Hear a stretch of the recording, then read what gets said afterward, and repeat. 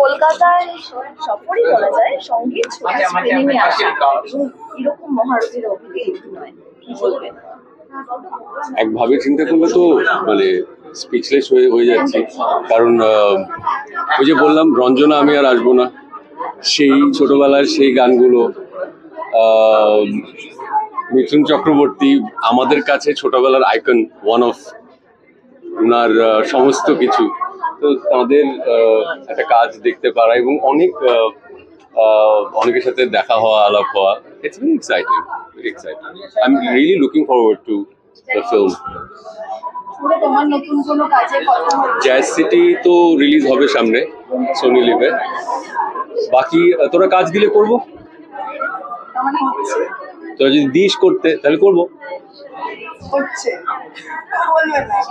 আকাশে চাঁদ উঠলে তো দেখা যায়, বলে দিতে হয় না, জেনি তোরা তো সবার আগে জানবি। না আসলে কলকাতায় ইনফ্যাক্ট এখানে কয়েকজন চেনে বোধহয় আমাকে আগে থেকেই। কলকাতায় আমি জানি না এখানে কজন জানে, সত্যজিৎ রায়ের সময়ের ববিতা ম্যাম কাজ করেছিল, সেখান থেকে শুরু করে আজকে অবধি, এটা তো ইটস নাথিং নিউ। এই দুপারের জয়াদি এতদিন ধরে কাজ করছে এখানে, আরো অসংখ্য মানুষ, অঞ্চল ভাই কাজ করেছে এখানে, অপূর্ব কাজ করেছে, সো মুশারফ ভাই কাজ করেছে এখানে। সো এখানকার দর্শক যদি ভালোবাসে, যদি আমার কাজ পছন্দ করে, কাজ করবে।